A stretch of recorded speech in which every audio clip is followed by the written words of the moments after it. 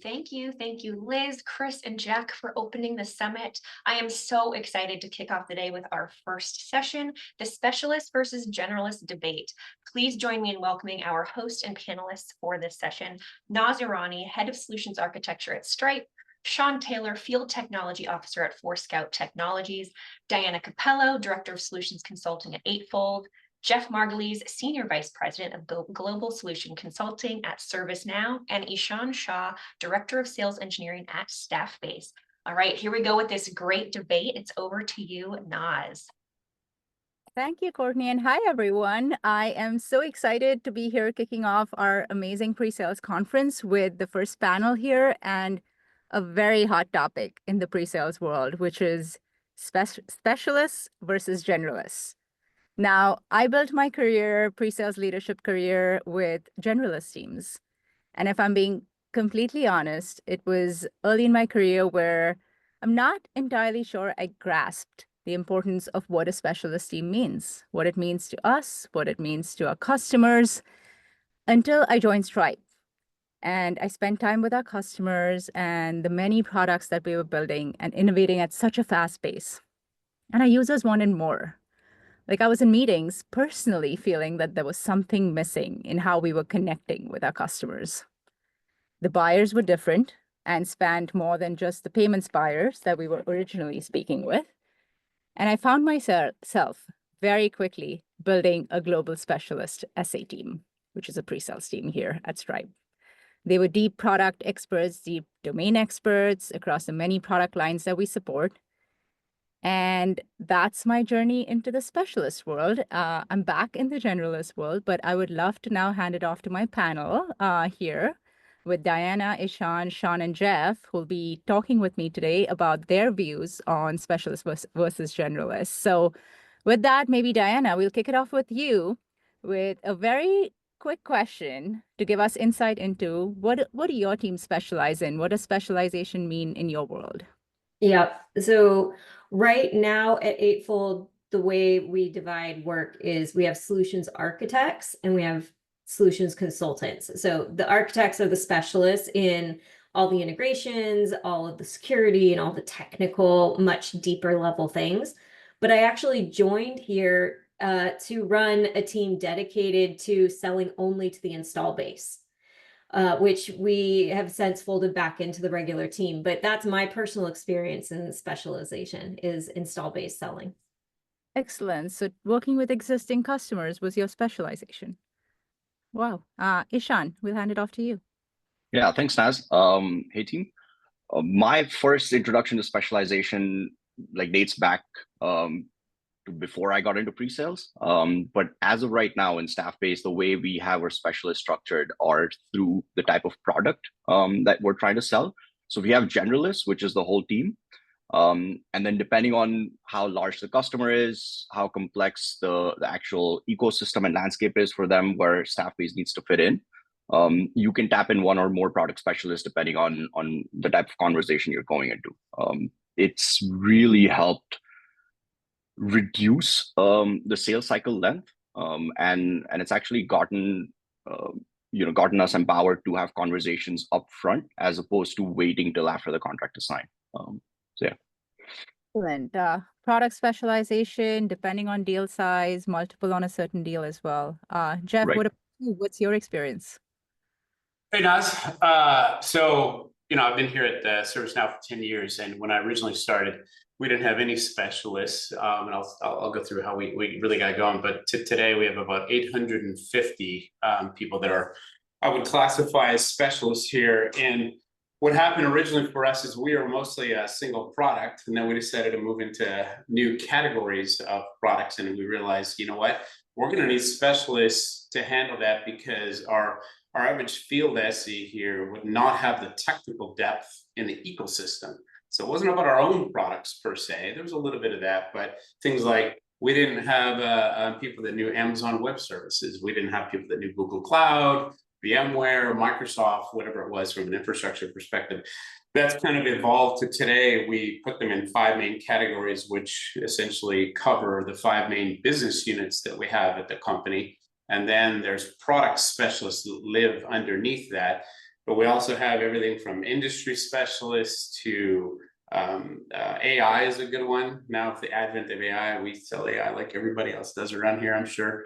You know, our generalist field essay has knowledge of that, but the in-depth requirements for AI has caused us to have to bring on some really deep technical specialists. And I'll end with the last one. You know, for us, the decision around having specialists, both sales and SE, the sales team has about 1,000 people, I would say, in our specialist sales side of the house, is the fact that when we have to try to sell to new personas, that's when we typically look to bring in specialists. So our company's originally set up, we sold to a lot of IT people. That was fine. Everybody could understand that. And we said, hey, let's move into HR, and went, our average sales teams don't know how to go talk to a CHRO. We probably should bring in people that know that language, that know that ecosystem. Excellent. Centering around the customer's need. It's funny you mentioned the HR persona. Very similar for us when I found myself in a meeting with a chief accounting officer, and it was a very interesting conversation. I'm not sure I understood every word that was coming out of their mouths, and I'm glad I had try to stay away from accountants. And I'm glad I had an essay with me who had been a public accountant in their past life. So definitely the domain's expertise. 850, though, is a whole different ballgame. So love hearing that. Sean, let's hear it from you. Yeah, really quick. Mine dates back 25 plus years ago when I worked for a very large behemoth software company, Computer Associates, way back in the day, and they had a portfolio of products that was probably not including the mainframe side, that probably was around 40-ish or so different products, all sort of broken out into different areas. One was kind of BI, one was more application development centric. And I was sort of thrust into that, which also happened to be my first pre-sales job. I was sort of thrust into an area, having not been an application development guy, I was kind of thrust into the business intelligence world because I'd done some data analytics stuff prior to coming there. And it was an interesting, that sort of being the first foray and not even necessarily even realizing sort of a differentiation from a generalist and a specialist at the time. Back then, I couldn't spell the two. It was now sort of thrust into this new world of, okay, I am focused on this particular area. I can talk on the periphery about sort of application development stuff, but I'm now focused on business intelligence. I'm focused on information delivery, data delivery, and those kinds of things. So. Excellent.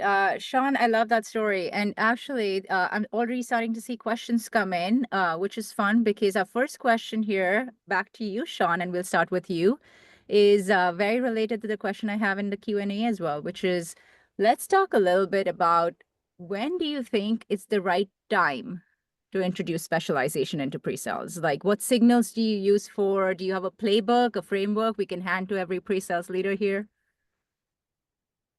Well, hi, Woody. It's good to see your name again. Woody and I go back. And yes, it's almost like we fed Woody that seed question. That was the one you were going to ask, Naz. I think that is I don't know whether there's a magic formula necessarily in that it is, I think on one hand, I think there is a natural and organic process that you sort of, let's say you make ends meet, right? You do what you can with what you have or with who you have. And there is this natural ability, potentially based on sales cycles, based on where the company's going, based on target customers and those types of things that you end up, the SCs are just, let's say, distributed, if you will, in different areas where there's maybe a comfort zone, right? Or maybe where the particular sales activities that they're going after are focused. I would love to say that there is a percentage or a number or a formula, but I think it is, and even I think the one long time ago, I learned the phrase audible ready, right? And I think in this profession, I think that is the number one trait that anybody can have, whether you are a frontline SE, SC, SA, or a manager. the ability to have that sort of shoot from the hip kind of a thing, so that you can truly adapt to whatever scenario, and meaning that, okay, we need to focus on, because we've got a lot of activity and a lot of demand coming to us from the financial sector. Well, we don't have anybody that, as you said, Naz, right, that could speak to a chief, like a CPA. Okay, well, maybe we need to get some training and ramp up in that area, something like that. Awesome. And I'm seeing people chime in here with acquisition as one of the areas as well. But Jeff, I know you touched earlier a little bit around audience. What are your thoughts on, is there a playbook for when's the right time for a company? Yeah, I mean, for me, it's about, I think of it this way, like, because we even do this today, we introduce products all the time. We try to figure out, oh, can these products, these brand new products, can they be sold by the current specialist team, the generalist team, et cetera? And one of the things that we use as an evaluation criteria is, if there are, as an example, direct competitors in that space, you think about it, that's all they do. I work for this big, huge company as a platform. We sell that product, we don't sell that product. It doesn't matter that much. But in the competitive space, they're experts. And if we have to go up against them, how are we going to do that with someone that doesn't have the real expertise in either the product, the industry, or the solution set that you might be living within, especially the ecosystem side? So again, I'll go back to its persona, and then that piece of, do I have to go and compete with point product solutions that do this for a living? And that happens all the time, for us. And by the way, the majority of the time we end up creating new specialists, and we have varying levels to be able to go do that. But even for small companies, I mean, we started with it. I wouldn't say we were small at ServiceNow when I started doing it, but we only had 125 SEs here maybe at the time when we decided to bring in specialists. And we even did it within our IT side, which is kind of more traditional sale over here, because we didn't have deep expertise in cloud observability at the time. And we said, you know what, it'd be good to bring in specialist SEs that can work alongside our generalists to make this happen. I think your point around the point solutions is really good, because I think I was in a conversation with one of our CROs for our billing product yesterday, and he said, well, we have competitors that wake up every day thinking about this. This is all they think about, and how do we compete in that market? So that becomes important, where specialization needs to be introduced. Excellent. Exactly. Moving on from there, a different question, Diana, for you this time. But how do you see the specialist and generalist teams when they exist together? How does the customer experience change? Like, what are the key trade-offs in your view, and how does that experience look from the customer standpoint? Yeah. So I used to run a lean team of one that was a product specialist back in my last role. And we hired her specifically because we were launching this new product, and we wanted somebody that could speak to that exact problem in the words of the customer. So it was a completely different product than what we had been selling before, even though it was the same buyer. The intimate understanding of the pain and the value was what was so important. And she was magnificent in that she crafted the original pitch deck, and she came up with a couple very creative ways to prove the value in a POC type format that was succinct. So we didn't get into long drawn out POCs.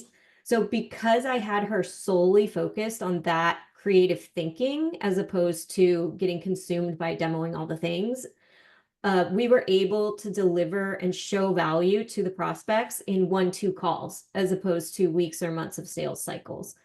And we asked her to train the rest of the team so that after 1 year, we wouldn't need the specialist role anymore. And that product would just be GA and part of the regular sales cycle. And that's how it ended up working out. But I think for the customer's experience, it allowed them to buy and achieve value a whole lot faster, because we had somebody focused on that problem. That's amazing to hear. Faster deal cycles, that's what we all want. Ishan, any thoughts from you?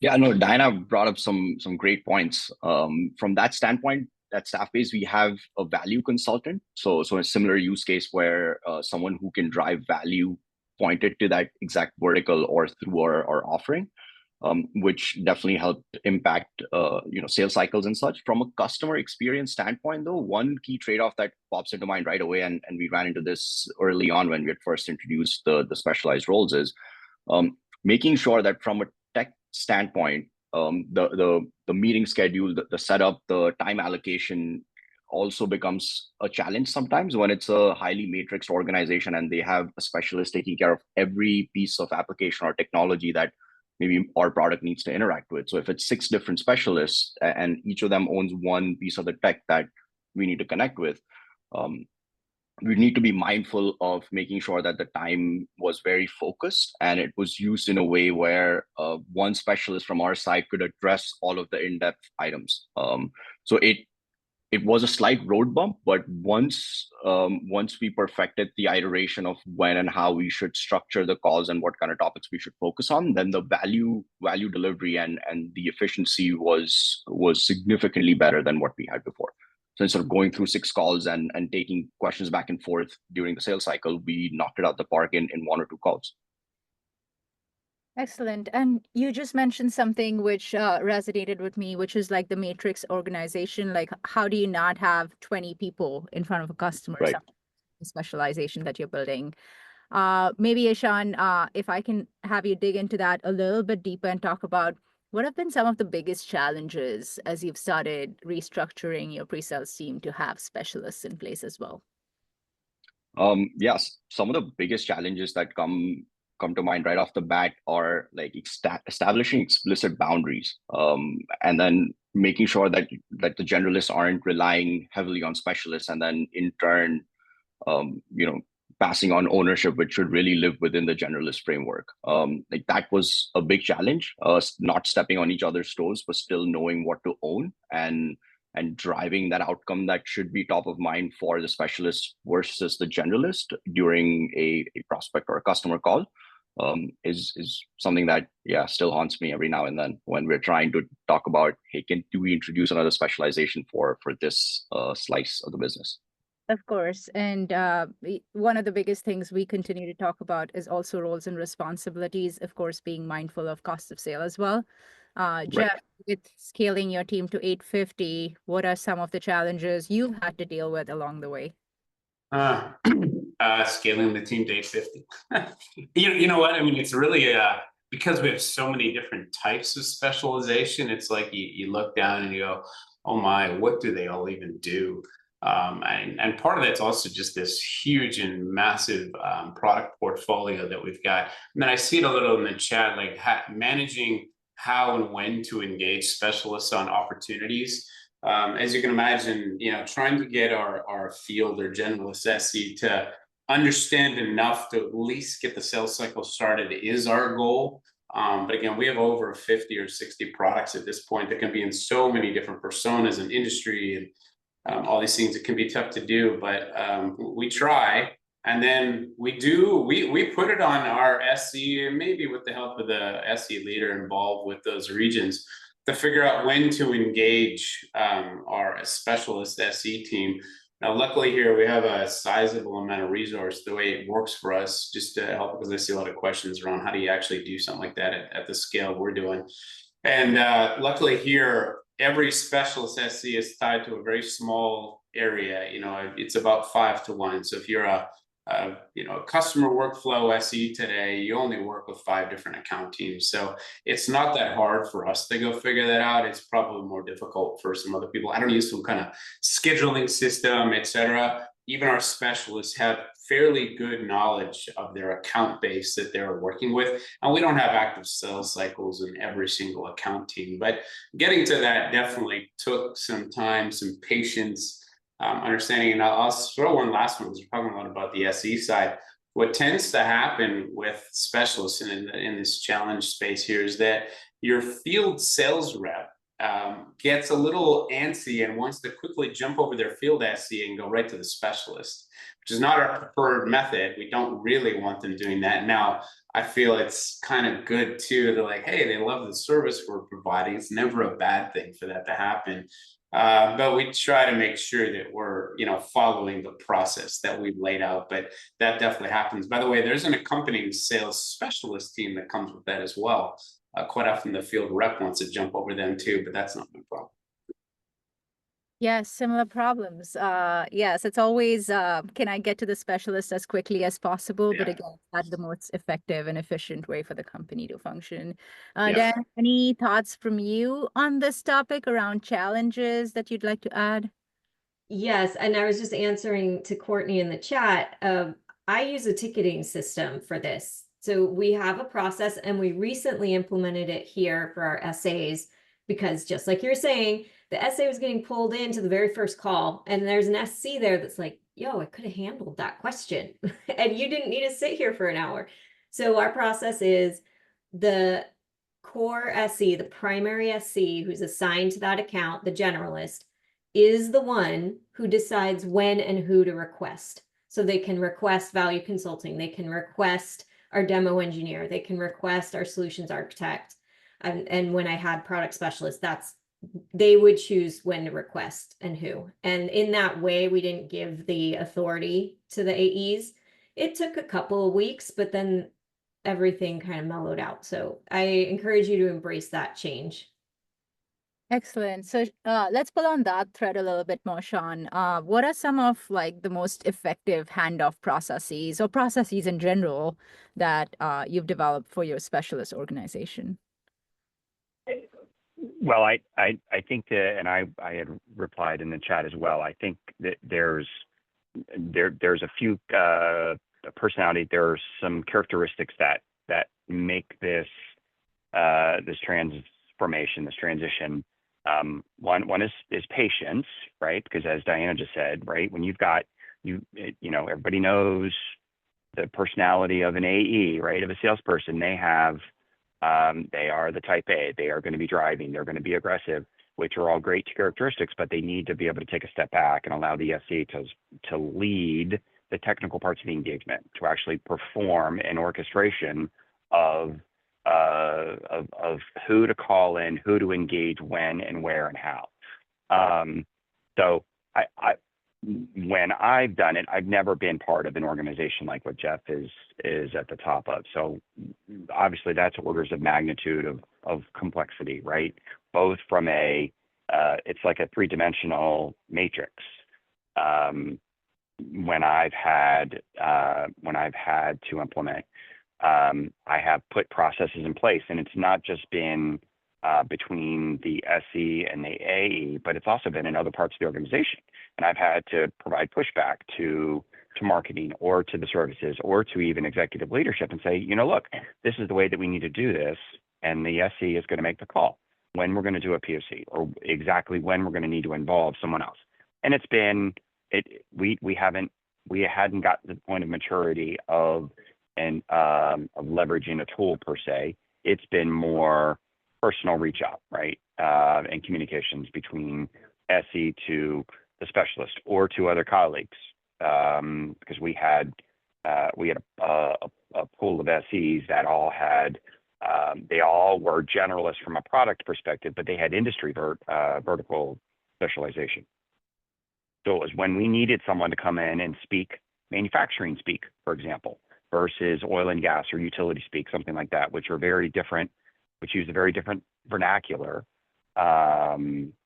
all trying to solve sort of the same problems from a cybersecurity perspective. As the account SE, it was my responsibility. I owned the schedule, I owned the orchestration, and ultimately it was a manual type of a process, simply either picking up the phone and or getting emails in place. And yes, process comes with scale as well, right? And making sure that the SE is kind of helping navigate the need or dictate the need for a specialist is some of the strategies I've seen implemented across organizations as well. Switching gears a little bit, Ishan, maybe talk to me about or tell our audience about how do you manage collaboration between the specialists and the generalists? Like how are they, are they in meetings together? Are they under the same leader? Is there other strategies that have worked for you? Yeah, great question. So at least as of right now, since we're also like Dynamax, we're a smaller team, and we have shared resources at a global scale. So we have established request processes within Salesforce, where the primary SE is the owner for that deal. So the responsibility and the accountability lies on their plate, but they would be able to request a team member, either a demo engineer or a value consultant or a specialist for a product or an industry.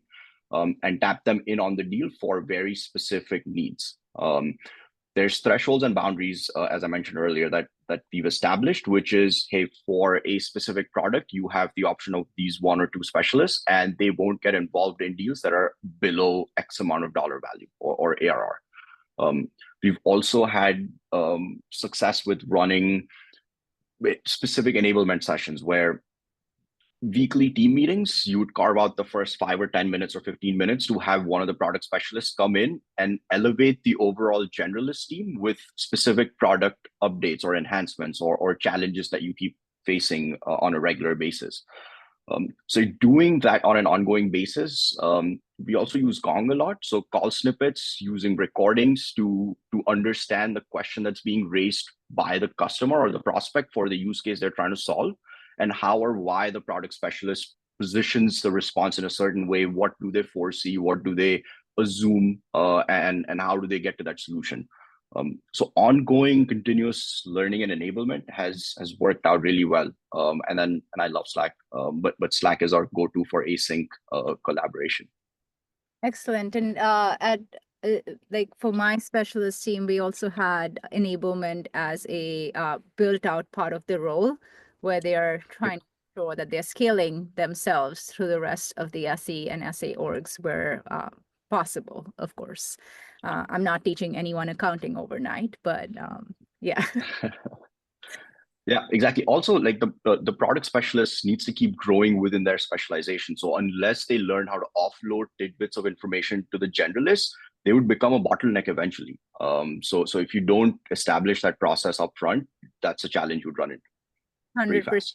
100%. I actually want to jump to, this is my favorite question, and I'm going to break my rules of being a host and only kind of sticking to 2 or 3 people answering. I'd love to see the entire panel actually take a stab at this question.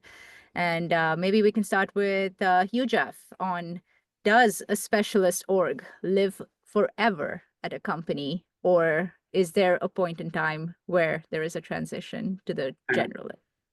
Yeah, I think I don't think there's any, real rules you would have around this. I do think, again, back to that persona thing, if the personas persist and you continue to grow inside of them, as an example, for us, we moved in, I mentioned HR as an example. So we were traditionally an IT-based company, we were selling to IT type people. We decided to move into HR, and then all of a sudden we expanded the portfolio there. Now my HR specialist team is in the 200 or so people globally, right? And that will probably live for a very long time.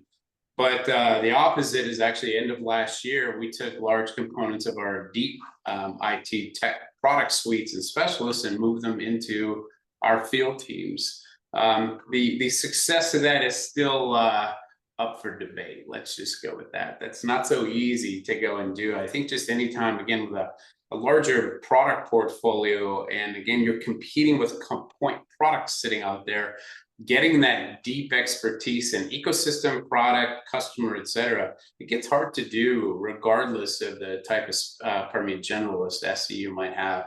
It's just not easy, right? And again, because you're competing with point solutions all the time, you need that expertise, but we're getting by with that. More than getting by. Ishan, any thoughts from you on that topic? To be honest, since we established the specialist org, because it's product based and the product keeps evolving, and we continue to sell into larger, more matrix organizations, at least as of right now, I don't see that org going anywhere. The core need for the specialist org might keep evolving as the company grows and as we get into different markets or scale. But yeah, I don't see that going away. Interesting. Any thoughts from you, Sean? Somebody, and the old answer Chris put in the chat, it depends. Yeah, I think it truly, and I hate the answer, but I think it truly depends, right? I think it depends on the first area where it depends is whether or not if this is a product specialization or a sort of an industry vertical, sort of knowledge-based verticalization. If it's a product verticalization, and it's one of those things where the product, as Sean said, and then even to Jeff's point, right? There is a and even in that product verticalization area, it depends, right? Does that new widget or that new capability or that new product, does that get rolled into sort of the rest of the core, or does it continue to maintain as, say, a standalone feature, standalone capability? From an industry perspective, it is ultimately dictated by who, from a sales motion perspective or from a sales targeting, are you continuing to target, the CPAs, right? The accounting folks, in Jeff's case, HR, right? Are those still a focus area for the company for growth? If so, then yes, you still need to be able to maintain a good bench of those specialists that can speak the vernacular, that can know the specific requirements and the frameworks and the specifications for whatever the widget is that you're selling to them. Diana, let's hear your thoughts on that. Yeah, everyone said what I was going to say, so I'll just add in a new direction: life after specialization. So that team of one, shout out to Nabila, she was amazing. She joined to be my product specialist with the mission of becoming a PM for that product. And after 2 years of dedication to my team, she was promoted into the PM role. And so for us, we didn't continue that specialization for that product. Like Sean just said, it became part of the core. I've also had team members on my RFP team join the generalist team. And also the install base team that I mentioned before. I've led 2 different teams on that at 2 different companies. Both of them folded into the generalist team when sales also did that. So you've got to look at what the sales structure is. If they have a team dedicated to install base selling, you might need to too. If they don't, then follow suit with them to stay aligned. Sales alignment is so key. Maybe a different question, and I think I see some of the questions in the Q&A. There's a lot there, so we might jump to Q&A a little sooner. But I think this overlaps with the question in there, which is, how do you decide how many specialists to build and hire? Like, are they ratio based with your AEs, or do you use a different strategy to determine that? Maybe Sean, we'll start with you. How much budget do I have? Right? I mean, I think that's one of the first things, like literally from a business perspective is, there is the company wants to go after a particular new industry, a new vertical, a new customer segment. Okay. They need to be willing to make an appropriate level of investment, right? In the specialization, in those people that have that background, that have that expertise, that can speak that vernacular. So that's that again, I think the answer really comes down to, and it's up to us as leaders ultimately to be able to make that case, right? They want to go after sales leadership, company executives want to go after particular. We need to be able to make the business case to say, okay, in order to reach these sales numbers, right? There's a modeling that takes place in order to map that go-to-market sales org against that. So I think it ultimately goes back to, okay, what are we trying to achieve? And then we can back into what we're able to achieve and whether or not the math adds up. Excellent. You went with the budget first. That was bold. We definitely also think about it in many different ways at Stripe as well. Definitely starting with the company strategy, which are the areas of focus for us. Where do we want to, what are we investing or want to invest more in and grow more in? And that trickles down into, obviously, as I think Jeff mentioned, that there's also a specialized sales team. How many of those do we need? Where are the gaps in the core team or the generalist team? And then aligning to ratios with that product sales team. Jeff, is that how you kind of go about it with ratios with your specialized sellers, or is there a different strategy for ratios? No, well, there's a couple of things in there. One, the ratio with the specialized seller is built into our strategy as a whole. So I never have to have that part of the debate. If we need a specialist, you're getting a rep and an SE. They always come together. I don't have the issue to go figure out, like, why did you get all these reps? What do we do with the SEs? In fact, in 2 of our workflows or our business units, the ratio is 1.5 SEs to the rep. Because we have so much subspecialization that will occur down there. Now, what we really do is, if you're introducing new product, we have a thing called our new product introduction process. So our business units that go develop these new products and they go, hey, we want to go to market with this thing. I sit on the steering committees at the highest level in the company. And when they're going through that, they do the projections on, well, we think you could do $10 million this year, whatever the number is, it doesn't matter. And off of that, we will then back into saying, well, we know we could probably do that in these various markets. We estimate it would take 6 sales teams to go and do that. We get the business unit to go get the budget for that effort. Otherwise, we're like, well, then I guess we're just not going to sell it. Now, in more traditional or very mature product lines that we've had for years and years and years that have large specials organizations, I'll go back to the HR one that I've mentioned a few times. That one's based on both geographic expansion and just, the fact that we're growing these things. I mean, that product line grows in the 40% range at this point. It's over $1 billion business on its own. And so what we do is the ratio there is not inside the specialist org, it's to the account teams that you're covering. On average, a specialist sales team, a specialist rep and SE, always paired together.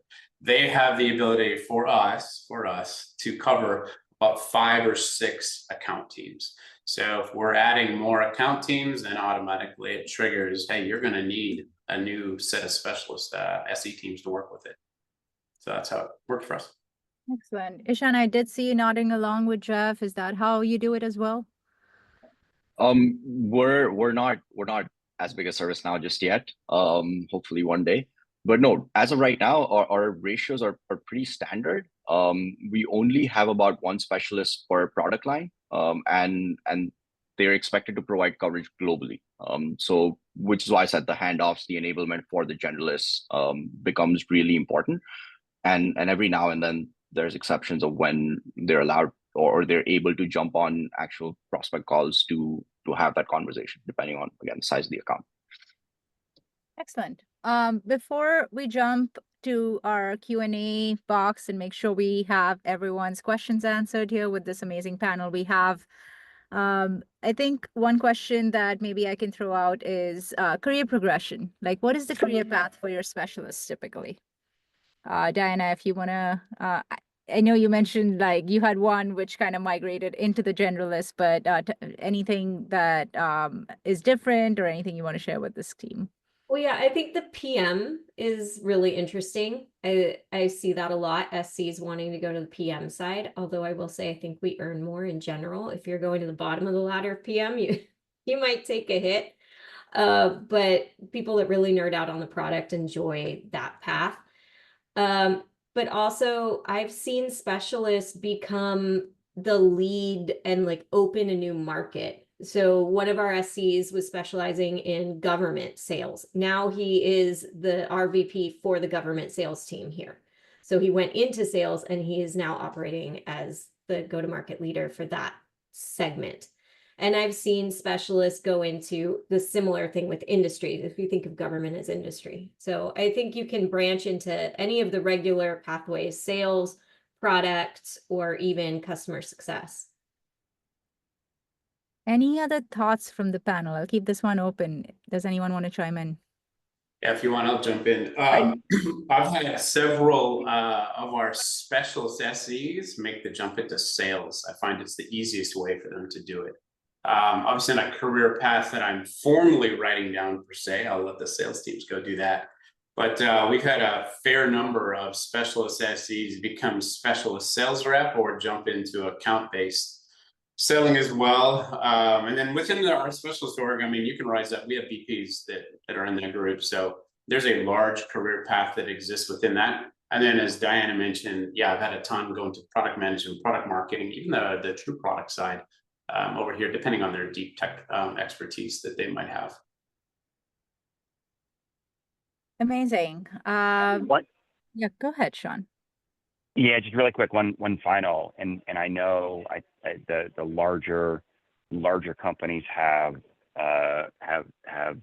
field CTOs that have specialization, right? So in a when you've sort of worked your way up and you become that expert in, again, whether it tends to be more verticalized from an industry perspective, so healthcare field, healthcare CTO, or manufacturing or oil and gas, what have you, right? That you become intimately familiar with and can speak from an industry, from an executive evangelical perspective as to those unique problems that ServiceNow or XYZ company can solve for those particular verticals.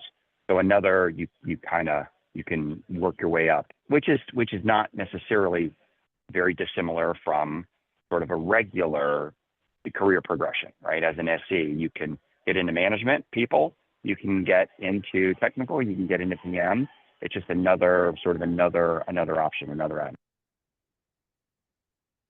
Amazing. At this point, maybe we should transition to the Q&A. I think we've tried our best to answer most of the questions. I have a few noted here, and maybe we'll start with the one around navigating scheduling complexities. Like obviously, as the team size grows, that's supporting the customer. You could run into scheduling complexities of needing multiple SEs in various meetings and client on-sites. So how do you navigate that? Ishan, do you want to take a stab at that? Sure.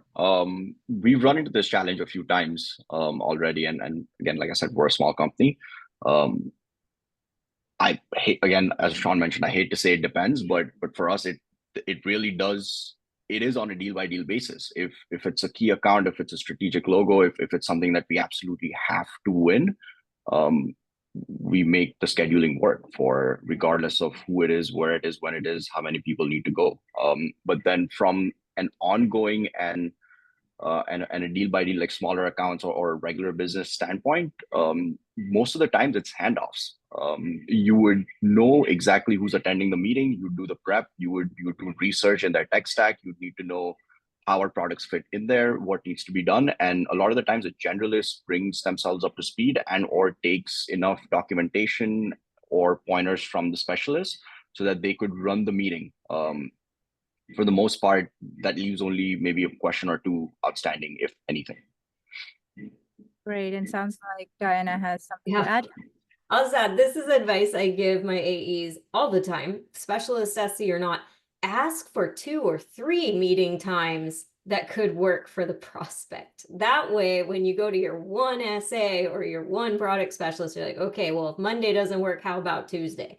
Because you already know from the customer, these 3 times would work. So that's just good advice for any scheduling situation. Nice, and we have a lot of votes for Calendly groups here, so in the chat.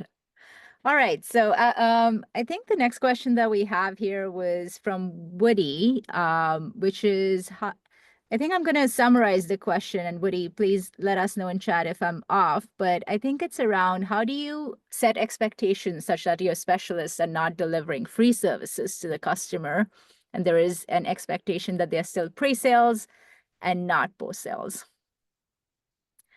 Who wants to take a stab at that? I'll keep it open. I saw Jeff, Sean nodding your head. So Sean, if you want to start.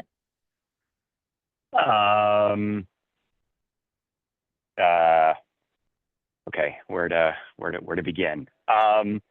So I happen to serve as our subject matter expert for Jeff's company. So I'm not a ServiceNow administrator, but from a sales, from a go-to-market perspective, I'm involved in all things. Our alliances, our sales activities, our product, our development, our engineering, our implementations, right? Sort of all of the above. One of the things that I've had to make sure that I empower our salespeople and the SEs with from this integration is, look, the integration, our integration into ServiceNow very much is a value add for us, right? It brings us more value, or at least historically has brought us more value than maybe it has brought ServiceNow. So there's always been a willingness from our people to get into those areas and cross that bright line that Woody calls out there.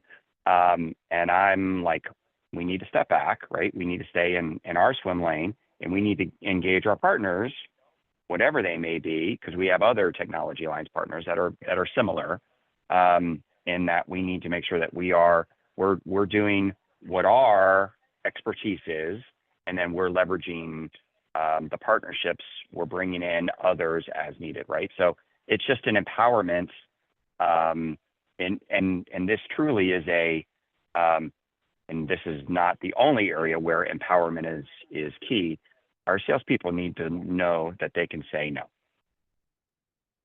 Sounds good. I'm looking at the time here. We unfortunately might only have time for one more question. I could keep talking about this topic forever, but maybe this seems more for Jeff, which is, how have you been successful securing budget for specialization within the SE team?